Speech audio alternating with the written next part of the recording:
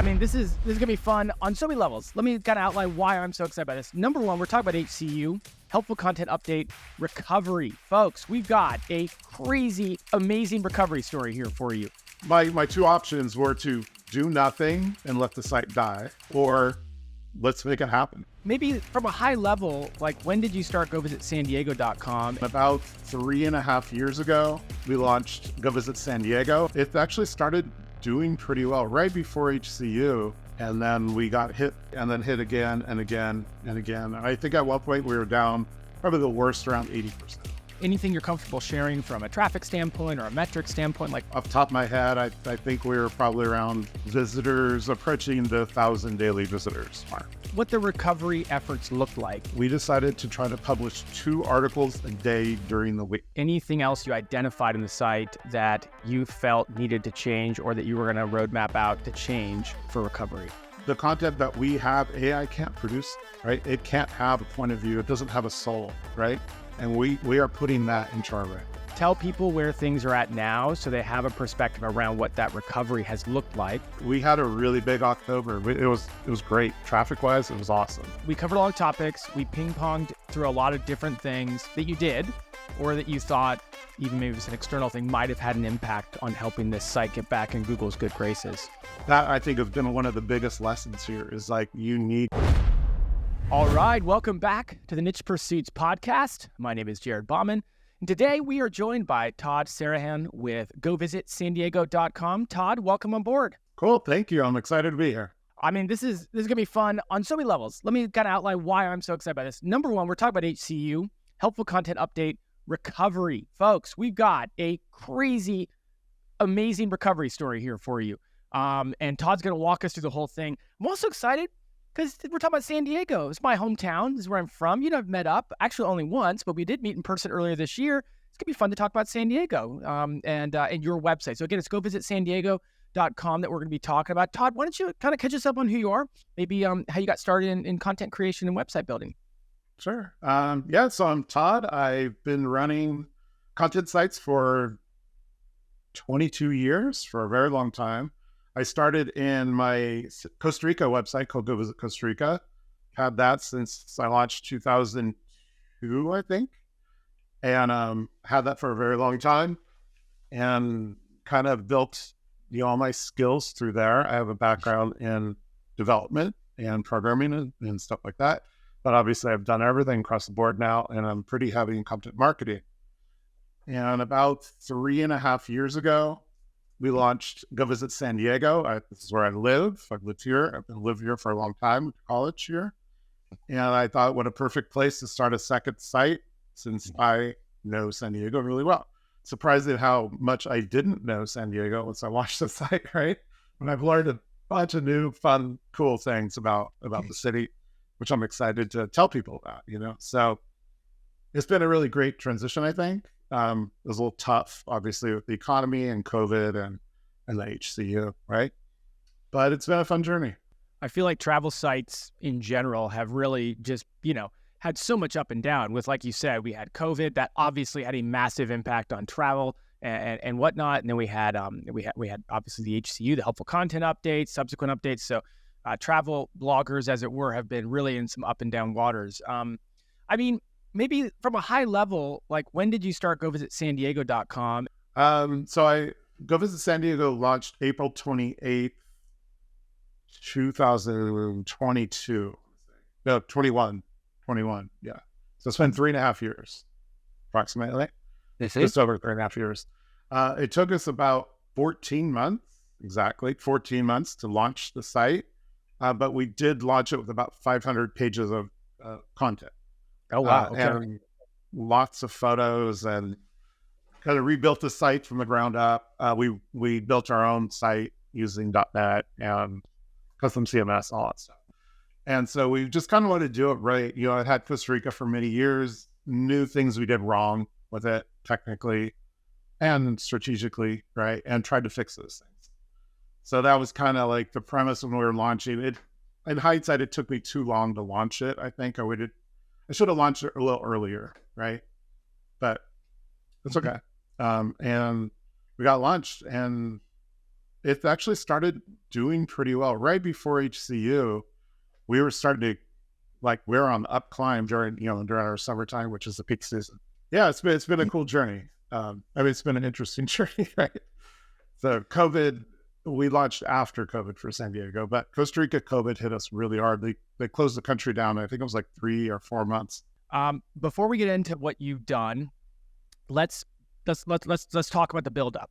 Where anything you're comfortable sharing from a traffic standpoint or a metric standpoint, like where was the site at in its peak? I mean, if I'm looking at the graphs on Ahrefs, it looks like it had peaked just pre-HCU. So like you said, that summer of 2023, like just tell us about where the site was at that time. Again, anything you're comfortable with, number of articles, maybe traffic, revenue, something like that.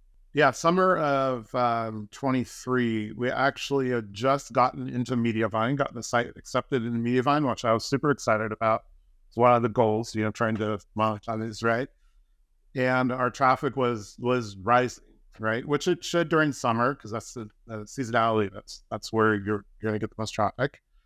And things were going well. Off the top of my head, I think we were probably around visitors approaching the 1,000 daily visitors mark. Something like that, right? And things were going well until September 23, right?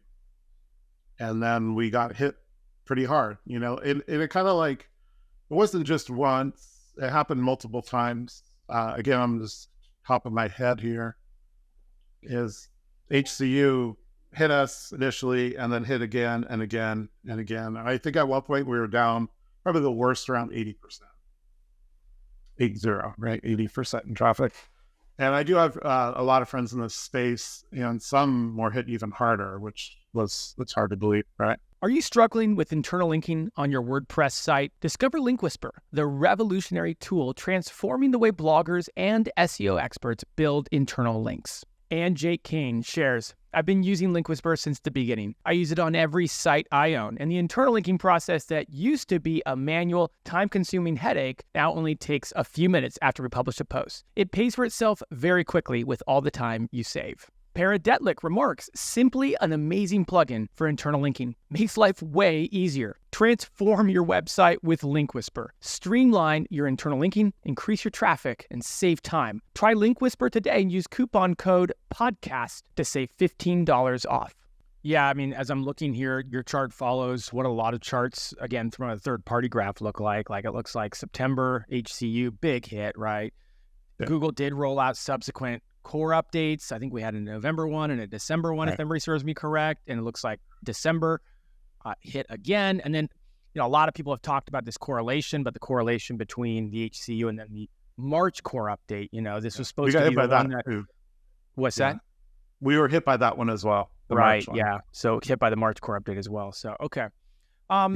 Let's kind of from a high level talk about what the recovery efforts looked like. And again, maybe we can just take it from a high level and then kind of get into the specifics of it, because sure, you did go through a lot of things. You did do a lot of steps and make a lot of improvements to the site. I think that's what a lot of people listening are going to be really curious about. From a high level, how did you identify what you wanted to work on? When did you start working on it? I think those are some really important things to hear from you on. Yeah, I mean, as far as trying to identify, that's a tough one, right? Because you don't know. You read all these articles and listen to these podcasts and all this stuff, and you don't know. Nobody knows, right? Everybody's talking is just talking from their experience on their one particular thing, right? So you just don't know. And I've been in the search industry for a very long time. Costa Rica, I hit that hand that way back in 2012, I think it was. So, I mean, you just have to, from my opinion, you just have to kind of really look at your site and look at your, in this case, I think, it was called helpful content updates. So it was around content, right? And we really kind of just tried to hone in on our content, right? And where did we have bad content, right? And launching, when we first launched the site with 500 pages, maybe half of those pages were hotel, like a hotel has a specific page on their site. And those were the first pieces of content we had written. And of course, the first pieces of content you have written aren't as good as the latter ones, right? Because you learn as you're writing, right? So that was kind of one spot we honed in on, is our hotel pages. But we also decided to like really step up the content production, right? And so that happened in February of this year, February of 24. Okay. We decided, we got a team of writers together, and we decided to try to publish 2 articles a day during the week. So that would be about 40 articles a month. And that's challenging, right? With a small team, that's super challenging, not just on the writer end, but also on the publishing end, because when our site, we have about 16,000 images that are our own images that we took, right? So we also need to, make sure we're not adding duplicate images, right? We're using images we have in all our assets. We actually have some really, really interesting and useful like back end functions to find images, and so we don't have to, upload duplicate images. So that was a challenge too, is just publishing 2 articles a day, right, consistently, and making them good. With our writing process is very intricate. Our content calendar, like everything, all that, we've spent a lot of time on it, and it's good, right? But there's a lot of pieces to it, right? How did you go and make the decision to ramp up content production? A lot of people during that time have focused on what's on their side. I want to ask you about that, but I wanted to kind of zero in on that, like ramping up content production when your content is currently getting like hit and not ranking and these sorts of things. Like, what led you to make that decision? So it was a tough decision to make, right? So I know Spencer pretty well, and that's something he had talked to me about a year before HCU, right? Ramping up content production. It was something that was kind of in the back of my mind for a little while. And I just decided, I'm like, let's just go for it. Like at the time, I'm like, okay, travel sites or sites hit by HCU are probably not going to be investing in their site. Some people will probably maybe be bailing on our site, right? I'm like, well, we want to be the opposite of that. We want to stand out, right? So we decided, like, let's do this. Let's figure it out. Let's get an investment. I got some, cash together, and knowing that we're not going to get a return on our investment for a while. I mean, unknown how long it would take, right? And the initial thought was like 6 months. Let's do this for 6 months, and let's see what happens, right? I mean, my 2 options were to do nothing and let the site die, or let's make it happen. Let's do it, And we chose the latter option there. Okay. So we'll get into the details of your content creation process. We'll talk about how you revamped content from a high level before we get into the specifics of it. Anything else you identified in the site that you felt needed to change, or that you were going to roadmap out to change for recovery? I mean, so all of this it wasn't like one thought, of course, right? So when we started doing the content, you start to produce a lot of content, you start to see things like, oh, we should change this, and we should do that. So this is kind of all morphed over a period of, 6 to 8 months. Yeah. Mm-hmm. But a few things we're going to talk about, like just on how we wrote the content, right? And how we currently write the content is a little bit different now than it was in February, right? And we also added a new section internally. We call it related articles. But basically what it is, we've built a function in our CMS that our admins can go in there, and they can say we're writing about SeaWorld San Diego is one of our attractions in our site, right? We can attach related articles, anything related, say, to SeaWorld, right? So if we wrote about like their Halloween, it's called Halloween Scream event that they have there, or if we wrote about one of their food, they have a food and beer kind of event that happens at SeaWorld, we can kind of link all of those things together all on that same page, right? And so within related articles, and it literally is just an image of that, whatever that page is, the featured image plus the title, right? But what it's doing is it's completing our content cluster, I think, right? And I think that's an important thing to this update from things I've heard and read, that it's not all about written content on a specific page, but you really need to create the whole cluster of content. So that was kind of the goal of that. Yeah. And I think it's worked well, and people are staying on our pages longer too, which is obviously a huge goal. Well, it's clearly worked well. Maybe this is a good time to ask. Like, I always like to ask for the end before we get there, just to kind of give people kind of some perspective. Like, tell people where things are at now so they have a perspective around what that recovery has looked like.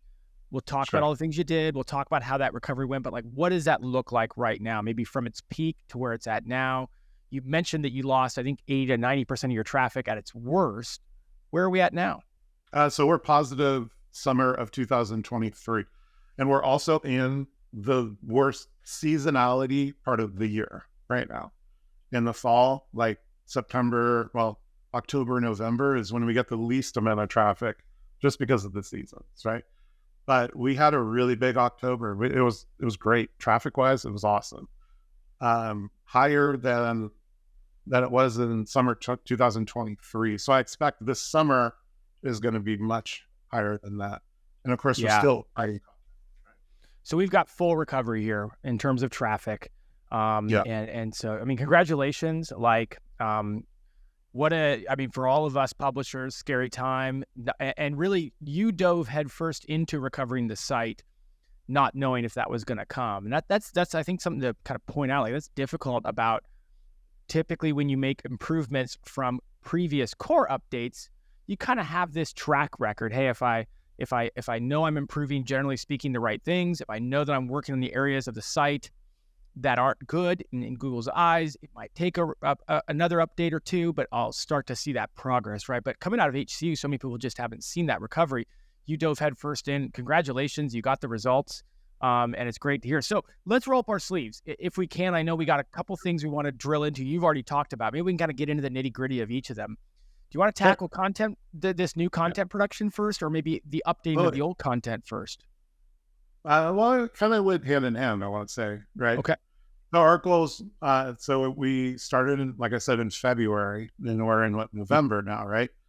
So our goal is to do 2 articles a day. We got 3 to 4 writers on board, editor as well, and plus our team to add this, to put the content in and images and all that stuff. And we created a content calendar that was very, just in Google Sheets, right? That very detailed of what section, the page. Also used some tools like we use Market Muse, right? Which has been great. I love Market Muse. So I think at first we weren't doing a Market Muse brief for every article, but then we started to after that. And in February, we started writing, we had created a new section called What's New that would be like kind of news related tourism stuff, right? So like, I don't know, there's an event that's happening, or if like we had a whale wash up on the beach here right outside my house here. That actually happened right like a week before we started writing. I was like, we missed that one, but things like that. That's where we could write these articles, right? And they're going to be shorter and, content, shorter on length, right? 600 to 800 words, more or less, right? But then we also mix that in with rewriting some of our old content or adding new stuff that we just didn't have, right? So I think at the time, we had probably 600 and high 600s, maybe 680 pages or something. I think we're closer to like high 700s right now, something like that. But we rewrote a lot of content too, right? So when you rewrite it, it's obviously not adding to that list. So I mean, it's something that we really just decided to push on. And about 2 months in, I want to say, or like April timeframe, we were just hearing about personalization. I'm like, all right, we got to do this. We got to personalize. Like, how are we going to, we didn't want to go and rewrite our hotel pages to make them kind of the same thing, but different, right? We really wanted to improve those pages. And so that's kind of where we started our personalization. We created a section called Our Take. Of course, we could rename them. It's all internal names, right? We could have the writers use their creativity and rename things. But really what Our Take is a section about like, what do we love about this hotel? Is it the lobby? Is it the rooms? Is it the view? Is it the location? Is it whatever it is, right? And so we would write about those things, and usually like 3 to 4 things per hotel it started as. And then we rolled that out to all of our content. So everything we're writing has an art take to it. And it's not just in that section. Of course, it's going to be in the intro and spread throughout the article. But what it's really doing is, I think, 2 things. What it's doing, it's adding like, hey, we were really there. This is us. We live here. We know this content. Like we know what we're talking about. We also, which we'll talk about photos in a minute, but we use photos to back up that we were there too. Like our faces are in the pictures. So the personalization was something that was really big, which I think moving forward with AI as well. I mean, HCU, I think, was an answer to AI from Google, right? A lot of AI content being written. And what we're trying to do is we're trying to make us different. Like the content that we have, AI can't produce, right? It can't have a point of view. It doesn't have a soul, right? And we are putting that into our writing. What are some of the ways tactically that you were adding this personalization? You kind of gave an example, our take. You share your personal thoughts and experiences, but what are some other tactical things that maybe you had as part of your SOP to add this personalization and to make it stand out, as you said, from like an AI, to show the Googles of the world that you were there, that this actually happened? Are there any other takeaways people can have in terms of like, just to get their mind going as they apply it to something that they're doing on their website? I mean, I would say, of course, all topics are different, right? But really put yourselves in the shoes of the people who are reading your articles and what can help them in terms of your experience. So it's not just whatever the topic is, you're adding that extra level of experience. In our case, it's us being there and us experiencing the location or the exhibit or the museum or whatever it is, right? We're talking about. But I think it's just adding like what you think of it. And of course, these are our opinions. There's things that I'm not going to like, but somebody else is going to love, right? Mm-hmm. I mean, that's the beauty of it. It's our opinions. And we're really clear about that. This is something that you as a reader could have the opposite take on it, right? 100%. Like there was actually, we wrote about in Old Town San Diego, kind of like there's a lot of Mexican restaurants and things. And we wrote about one of the restaurants there. It's specifically on Day of the Dead, which is a big holiday in Mexico, Latin America in general, Central America and Mexico. And in Old Town, it's a really big holiday, Dia de los Muertos in Spanish. And we go there every year. We love it. It's awesome. It's actually my daughter's birthday. It's been a great like tradition for us. And we always go to this one restaurant that's right on the main drag on San Diego Avenue. And that's their little procession goes by. And it's great. We love it. And then somebody said, I think it was actually on YouTube, they had a comment. They're like, oh, this is the worst Mexican food ever. And I was like, it's not just, I mean, the food, I think the food's great, right? But it's not just about that. It's about the atmosphere, all stuff. So I was explaining that in a comment and he disagreed. And I said, well, that's the beauty of opinion. We all have different opinions, you know? So I think taking your own personal opinion and adding it to the content is something that really can help. I mean, at least in my case, it did. Well, I have one of your articles up right now. It's a hotel review, though, kind of the one we were talking about. You're right. Like there's this big section called "What Todd Loves Best About This Hotel," you know, and you know, like I said, or like you said, sorry, appear to be lots of really original images. You know, these don't appear to be stock images. I mean, it looks like you have your kid in one of the pictures to really show some different things about it. So I can kind of see the outlines of a lot of what you're talking about. Let's talk about a structure to picking what topics to go with, because you talked about you doubled content production. Was that a result of finding gaps? Was it a result of just trying to go after like more articles in terms of keywords? Like how did you find what to go after? And again, I'm thinking about people who are maybe having a site that has been hit by the HCU and are trying to think like, well, shoot, maybe I haven't covered all the topics. Maybe I just do need to go after new content. How did you pick those articles? How did you come up with what to go after? Yeah. So just to clear one thing out, we didn't double our content production. We way more than that because we really weren't writing that much. Like I want to say 2 to 3 articles a month. Like we weren't writing that much. So we went from that to 40. Okay, right? so we went from like almost We nothing to 40. Okay, so like whatever, yeah, 10x, we'll call it. Yeah, yeah, whatever you want to say, right? Um, Some big number. yeah, yeah. So sorry, what was the second part of your question? How'd you pick what to write about? I mean, Oh and yeah, what was the science? What topic. was the math behind what to write about? So I've never been a use a keyword tool kind of person. Like I've been, like I said, we've been writing for 20 plus years. We always try to complete that circle of like whatever you want to call it, that silo, that cluster, or just the information that we think tourists will want to know, right? And we're not always going after that big keyword. We're also going after those really small ones too. And I think those actually helped a lot in this as well, where we decided to like, hey, let's write about like, I talked about SeaWorld earlier. They have a food, I forgot what they call it. It's like food and brew something. It's in the springtime at SeaWorld. Like, let's write about that. Let's do it. It's something that in my opinion, was small. It wasn't like a huge thing, but let's do it. And then we went and it was actually, I was kind of anti SeaWorld before that, right? Maybe it's all the movies that are about it, right?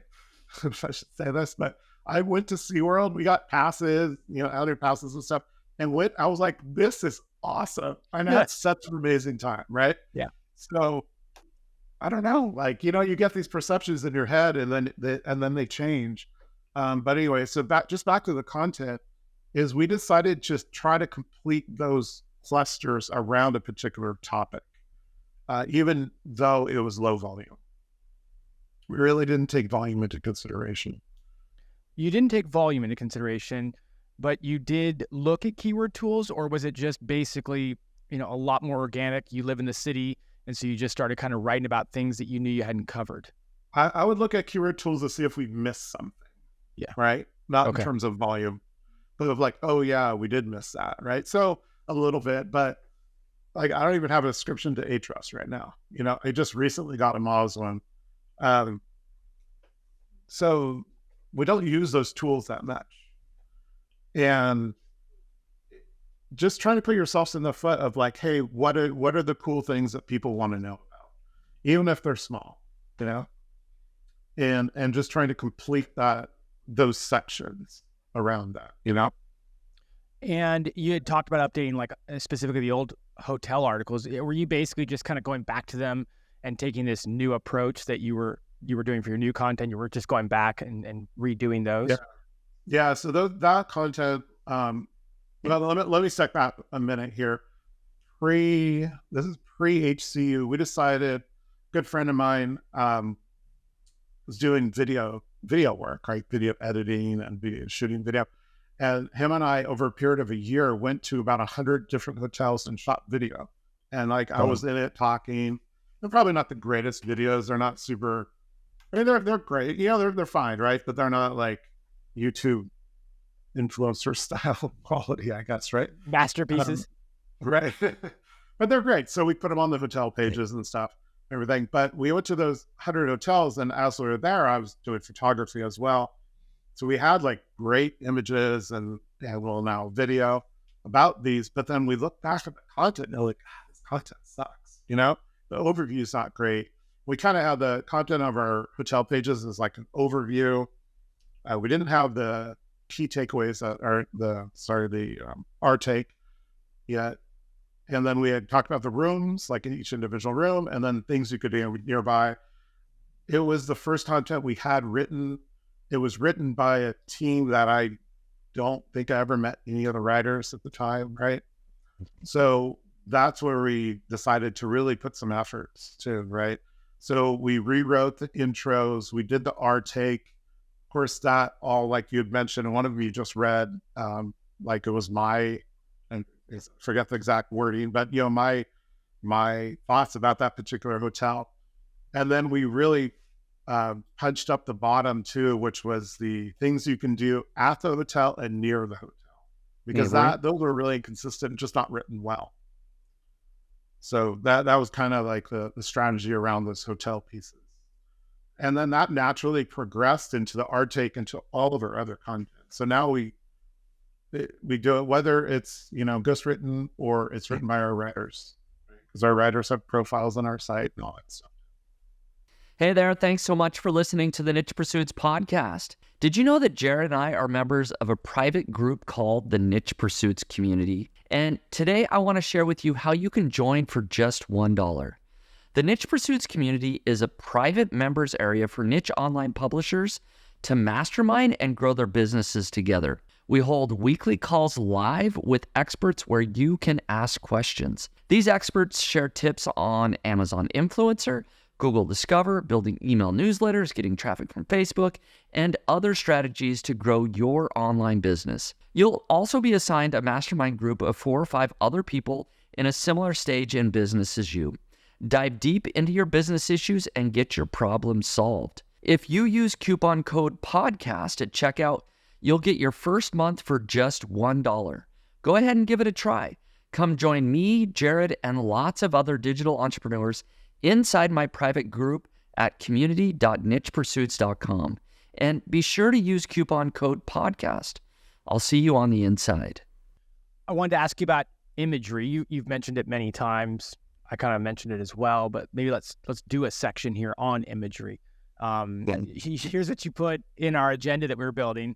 I love this. I'm actually going to quote. This is the first time I've ever quoted an agenda directly, but you said, we plastered our own faces all over the site. Every image is 100% ours, featuring real photos of us enjoying the spots that we write about. I think that's interesting. I know it's been mentioned before in this podcast, like especially if you're in like the travel niche, maybe the food niche, like some of these niches that are very personal, like really getting involved in using imagery to showcase that you really did it, to put your personality into it. Like, why did you go down that road? And obviously you talked about. We plastered our own faces all over the site. Like, clearly it was almost like a campaign you went on to get your photos. Were they not that way before, and then you updated them? Or was it something that you just really went hard on, knowing that it was something that you believed would be helpful? So this is something, I love photography. I've been doing photography for a long time, just as amateur level, right? And with my Costa Rica site, we have thousands of images there. And the one thing that I always get crap from my wife is that I always take pictures of nature and never include people, right? Because in my head, that's what I like. Right? I'm guilty of that too. Right? So San Diego started that out as that. We have over 16,000 images on San Diego right now. And kind of started out as that. We have a lot, you'll see the images. We have a lot of like pretty beach pictures and sunsets and nature in general, or city pictures and things like that, attractions. And when we started doing this, I was like, let's get our faces in there. Maybe I was just, I don't know. Like, I have an article I think we just put out for Beer Week as me making a stupid face drinking a beer. Like, it's that stuff I think is really authentic. And that's where I think I was wrong in the past. I was like, people want to see people, right? They want to see people enjoying whatever they're doing. So that's where we just did it. And all those pictures, like you'll see, there's ones of SeaWorld where my wife is being silly and stuff. Those are great. They're super authentic. And they're like, those aren't posed. Those are just me with my iPhone. I mean, I would say I have a nice camera too. I use this 95% of the time. It's amazing the amount, the level of detail and the amazing pictures you can get from a phone. And it's easy. It's also better because you can get more spur of the moment, non-post photos, which I think work better. Mm-hmm. Did you increase the number of photos that were like on a page on the site? You talk about having 16,000 now. Was there a concerted effort to get more images per post than you had previously? I mean, we have a lot of images per post, right? So I think we average about 24, 25 images a post, right? Wow. Yeah, that is a lot. That's a lot, right? But some of them, like some beaches, we have like 80 pictures, right? So we have a gallery where you can see them all just rotating. And then we put them on page as well. Adding it on page was a relatively newish thing. And I can't remember if that was an HCU update. It might have been at the very beginning. Whereas they're all still in the gallery, but we like paste them through the page. Mm-hmm. That could have been a really early on HCU thing we did.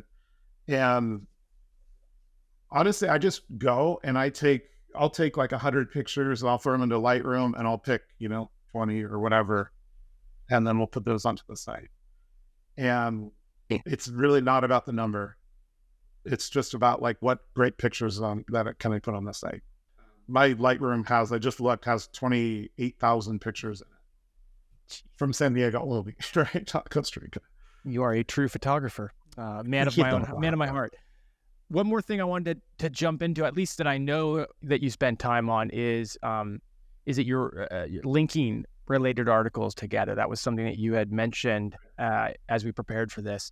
Talk about what you had been doing prior and what changed, what you did post HCU that you think was part of what you did.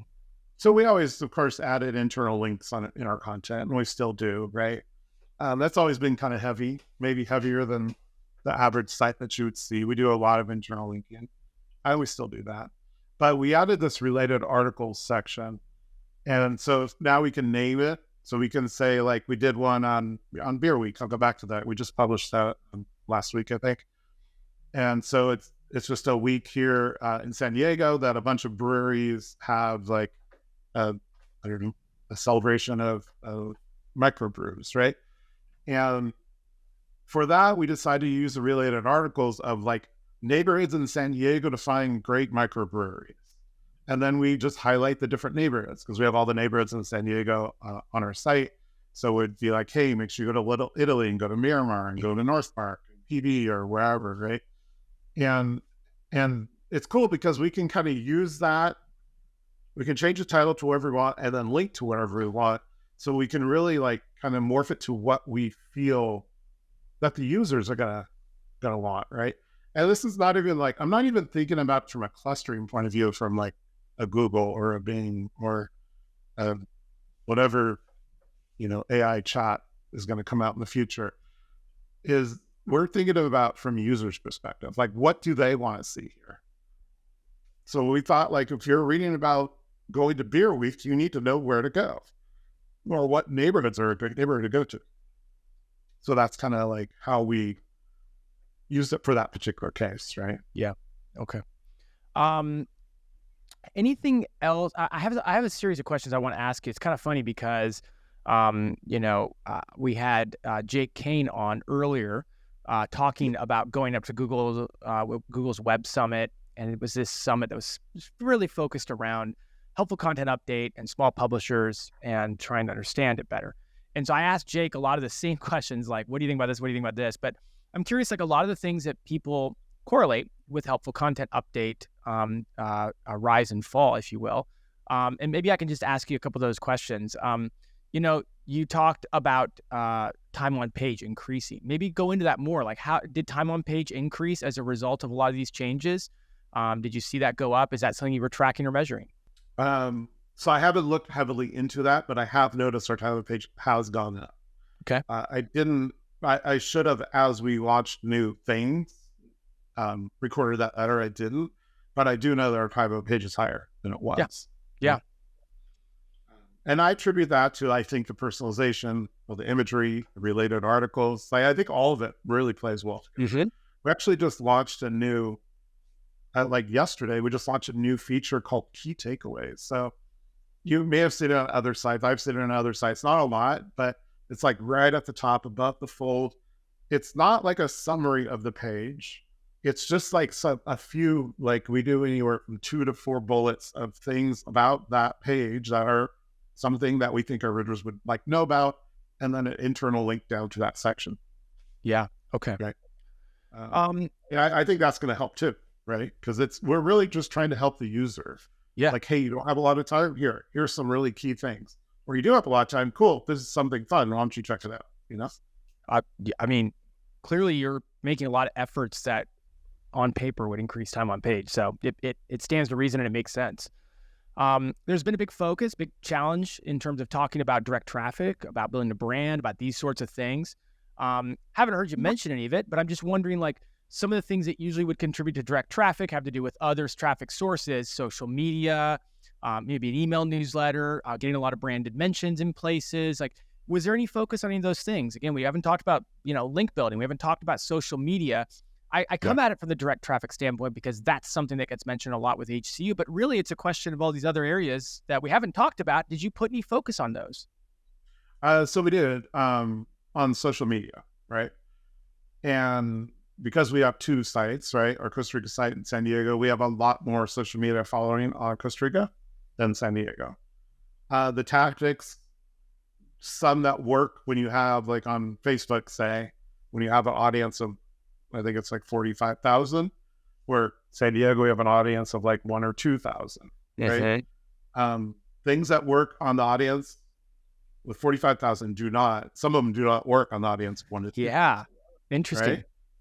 And we found that out. We're like, that was a waste of time, right? Like we ask questions. Like we ask like a colored background and ask a question. That's for Costa Rica because we have a bigger audience of like, what's your favorite beach in Costa Rica, right? And people answer it and people engage. We do that in San Diego, crickets, nothing, right? And we just don't have the audience, I guess, right? So, but we do. I mean, we are posting and we're doing social media campaign. We're adding Pinterest. We do have Pinterest, but we weren't really active. So we're adding that. We really stepped up our email game on Costa Rica. San Diego, we didn't have that newsletter actually in the middle, creating that right now. Because I feel email is a huge opportunity, right? Where you own your list. And definitely, right? Email is a big one, I think. I mean, now ChatGPT has search. So, I mean, that is a whole new game that's coming out. And I'm super excited about that. And it's attached to Bing. You know? It is. It is interesting. It is interesting. We haven't talked about monetization at all. How do you monetize this site, and how has that changed, if at all, pre-HCU to post-HCU?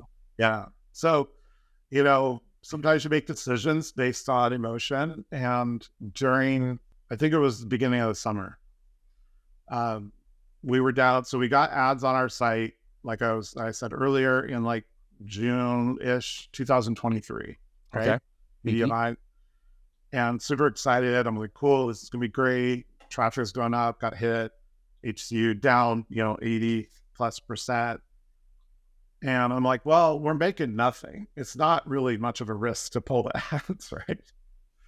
So we pulled ads. I personally think the site looks better. It's, you have less distractions. But obviously, monetization-wise, there's less of that too. So we do have a lot of affiliates we work with and things. I mean, currently that's the only monetization of the site, but we're working on that. We're probably going to put ads on. Yeah, I mean, in a world that we didn't need to monetize with ads, I would be super into that, right? But it's just, I haven't figured that out yet, I guess, right? How do we monetize it without ads? I would love to not have ads to it, but we'll probably add ads here. Okay. How are you making money on the site right now then without those ads? It's really not making much money. It's just making money on affiliate. Booking hotels and tours. And there's a thing called a Go City San Diego Pass, which is like a pass that you can buy, a daily pass to get into like 50 attractions, museums, the zoo, SeaWorld. Yep. Okay. I guess, as it relates to that, a lot of people have that conversation about ads and them being too dense, the density being too high. Yeah. As you look back on the ad density back in 2023, right, when the site got hit, it was obviously having that big growth in the summer, and then the helpful content update was September 2023 and subsequent updates. Like, what was the ad density like at that point? If you can go back and remember, do you think it was heavy? Was it light? I think it was at the normal level, what they suggest you to do, right? I think we went light after that. Honestly, I don't think the lack of ads helped. I don't know, obviously, right? But I don't think it helped by removing the ads in terms of recovery. I think we could have recovered with the ads, Yeah. But I have no idea. Right. The ball, So, I mean, we did what we did, and that's cool. I think I made an emotional decision to remove them. And now to get them back, you have to meet more standards, and, it's a whole process to get things back on. So, but I'm psyched because, I mean, our traffic's higher right now than it was ever. So I'm super excited about that. Well, let's talk about that. let's talk about that recovery process. I mean, Yeah. you talked about, we talked about the hits that happened. I believe it was September HCU, December, March 2024. These core updates that kind of continued to, to continue to hit. You started really investing in the site. You mentioned, content twice a week, February 2024.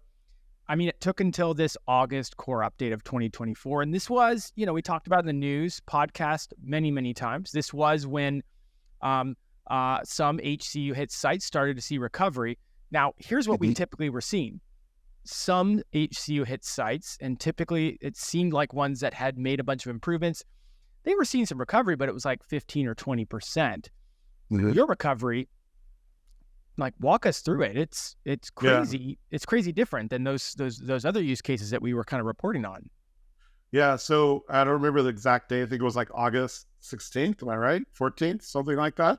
Yeah. Sometime there. Yeah. HCU, the original, HCU recoveries started to happen. We started to recover, and every week was higher. We were like 10, 15% week over week higher. That lasted for a couple months, I want to say. So like a month or so, it takes whatever, they say a couple weeks to roll out. We were probably at that point down around 30% year over year, but every week we were having a 15 to 20% week over week increase in traffic during a time that we shouldn't have had a week over week increase in traffic due to seasonality, right? So come Labor Day is when your traffic just falls in travel, right? For US travel at least. And it was just up. It just kept going up, right? And that led all the way through October, although we did write quite a bit about Halloween and pumpkins and things like that we were ranking pretty well on. And now we're pushing into Christmas on Thanksgiving stuff. So our What's New section is really expanded, and I'm actually really liking that part of the site. It's made me, we read about like the theaters, like for plays and things, right? Ballets and plays and operas and symphonies, and we have their season calendars in this What's New section. And it's got me and my wife to go to a bunch of plays, which I'm actually really enjoying. I thought that it's super cool. Makes us kind of see the city more, there's more things. I probably would have never gone to Hollow Scream, which is the SeaWorld Halloween kind of haunted houses and things. That's super fun. What about, with my family? Would you characterize those as, would you characterize that as like current events almost for a travel site? Yeah. I mean, we put it in our What's New section, right? So it's something, so we put like Hollow Scream at SeaWorld 2024, and then we talk about it and put our pictures in there. And then next year, we'll just revise that article to 2025 and then, switch up the article to whatever new things are happening with that particular event, or, more of our personalization about it as well.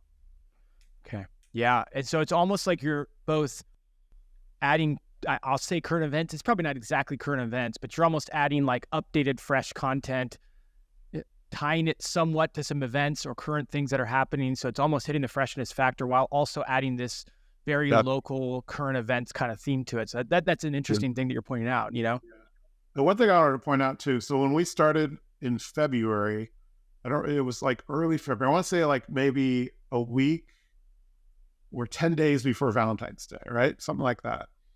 One of the first articles we pushed out was like Valentine's Day article about like the best restaurants, or not just restaurants, best things to do to take your date on Valentine's Day, right?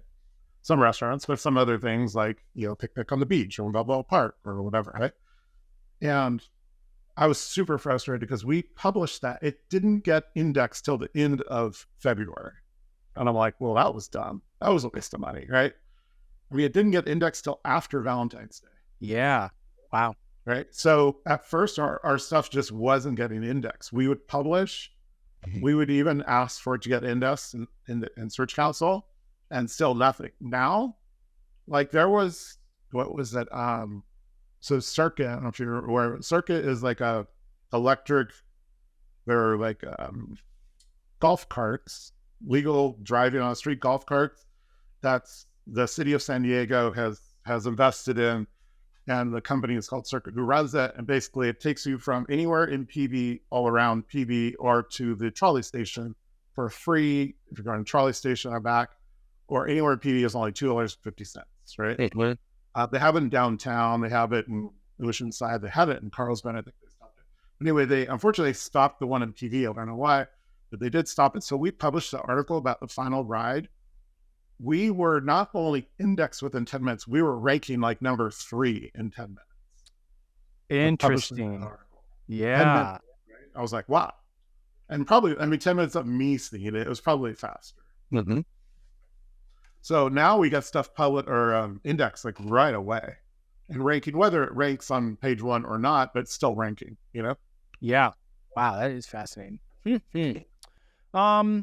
So as we kind of start to come to a close here, like we covered a lot of topics, we ping-ponged through a lot of different things, and I love that because it's never any one thing, right? That kind of is what causes websites to improve, especially holistically. And I think that's kind of one of the most important things to talk about with your site. Like your site improved holistically, and the entire domain clearly was revisited in Google's eyes as now being helpful.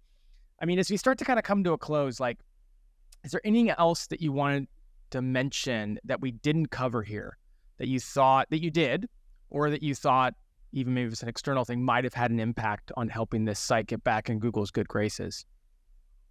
I mean, I've been through a lot of updates. This was a big one, right? Panda, like I said, in 2012, Costa Rica got hit by Panda. I think it took us about 5 years to recover that one, to fully get our traffic back. 4 or 5 years, like a really long time, right? One of the big things we haven't mentioned is patience. Unfortunately, if you're dependent or want to get traffic from Google or the likes, we don't have a lot of control, and we have to practice patience, right? And I mean, during that, we should diversify traffic sources 100%. Like that, I think has been one of the biggest lessons here is like, you need to diversify your traffic sources.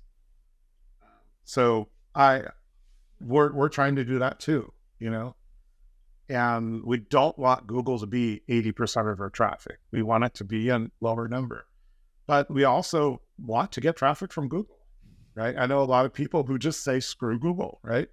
Like, no, I want traffic from Google 100%, right? Or whether it be like ChatGPT with their new search feature, which is really cool, I think, too. Like, we definitely want to be seen by the masses, Yeah. Diversification is a big one too, I think. Mm-hmm. What plans do you have going forward? I mean, you've got, that we know of, Visit Costa Rica, you've got Visit San Diego. That's probably already a lot to handle, two kind of bigger sites. Like, what are your plans going forward with, certainly we talked about the Visit San Diego site specifically today, but just in terms of, your future in website and content creation? I mean, when we launched Go Visit San Diego 3.5 years ago, my idea was to roll this out to places, cities in the United States that I know, right? Because you have to know it, right? You can't, in my opinion, you can't roll out a travel site and not have been there or not have intimately been there, right? Like, there's so many things that I just found out about San Diego. I live here. It's a quick drive away to all kinds of things, right? So I would love to have a Vegas travel site. I think it'd be awesome, right? But it scares me a bit too, because Vegas changes so fast, right? A lot of people go, right? I mean, San Diego is about 36 million annual tourists. Vegas, I think, is like 42. Costa Rica is like 3. Wow. Right. Didn't know that. So, right. So anyway, I mean, we'll see if that happens. We have the domain. But there could be in Orange County. That's where I grew up. There could be in LA, Vegas. I don't know. We'll see if those work out. But I'm trying to get San Diego to be an awesome site that people visit and have a good experience at, Well, I mean, it's really fun to have you on. Like I said at the outset, like certainly talking about San Diego is fun for me, but talking about recovery and getting traffic back is awesome. Thank you for coming and sharing like all the nitty gritty. I think it's important to just clarify with everyone, like no one here is saying you do these things, you should recover. It's the most complicated update and change in their algorithm I think we've all ever seen. And really, it's just great to hear your story, see that it's possible, and then hear about what you did specifically and kind of how you approached it. And I think that's really the biggest message of all from this. If people, have any further questions, I know you can always use the comment section on the podcast here, but if people wanted to get in touch with you or kind of follow along with what you're doing outside of those websites that URLs you shared, where would they be able to get in touch with you? Yeah, so on my LinkedIn, I'm pretty active on there. It's T Sarouhan. I think you'll probably put a link there, perhaps in the area there. But my LinkedIn page, you can get me on. Go visit San Diego. There's a comment, like a little form you could fill out. I read all of those. You could email me todd.s@govisitsandiego.com. And I would love to answer any questions that anybody has. I'm definitely an open book. If you have anything, feel free to get a hold of me. Todd, thank you so much for coming on board. It's been great to hear from you, learn from you, and until we talk again, have a good one. Yeah, thank you so much. Hey everyone, thank you so much for listening to the Niche Pursuits podcast. I just wanted to remind you that if you are ready to start building smarter, faster, and easier internal links, you should check out Link Whisper. You can get $15 off Link Whisper when you use the coupon code PODCAST at checkout. Head over to linkwhisper.com and use the code PODCAST in order to save $15. Thanks again for listening.